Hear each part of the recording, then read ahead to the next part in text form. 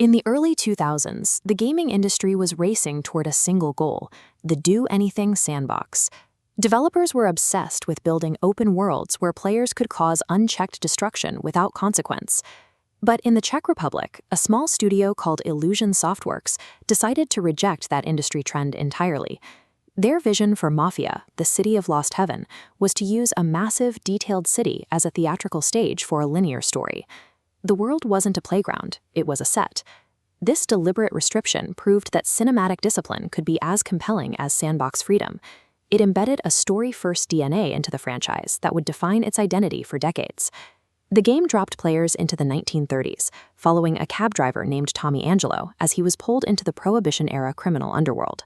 The developers used punishing mechanics to force players into a grounded reality. If you ran a red light or sped past a patrol car, the police would ticket you.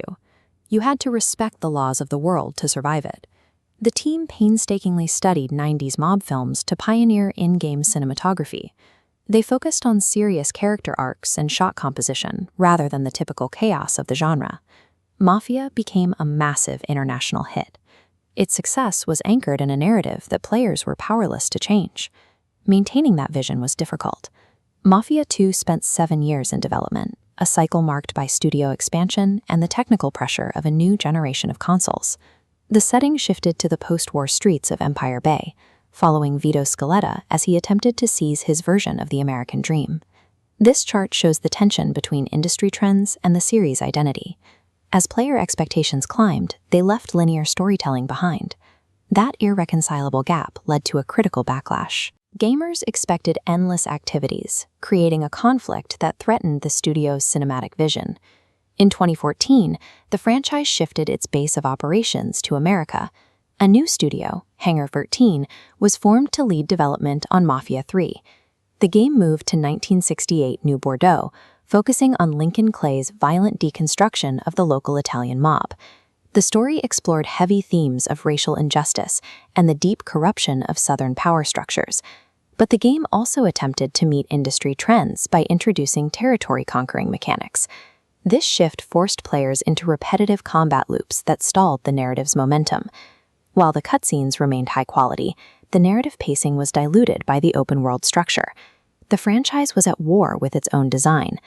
After 20 years of development, the studio reached a conclusion. Bloated open-world mechanics are incompatible with the way they tell stories. Mafia, the Old Country, is a deliberate course correction. It strips away the sandbox to return to the franchise's curated, linear roots. The setting moves to 1900 Sicily, investigating the brutal socio-economic conditions that gave birth to organized crime.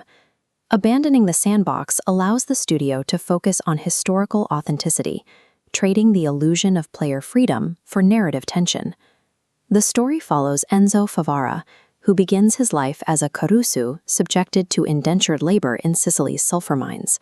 His eventual escape from the mines only leads him into a different kind of prison, a blood-bound initiation into the Torrisi crime family. The game's linear design forces players to experience the unglamorous reality of this initiation without the distraction of side activities. Mafia endures because it refuses to let players do whatever they want. It uses mechanical restriction to ensure the story remains inescapable.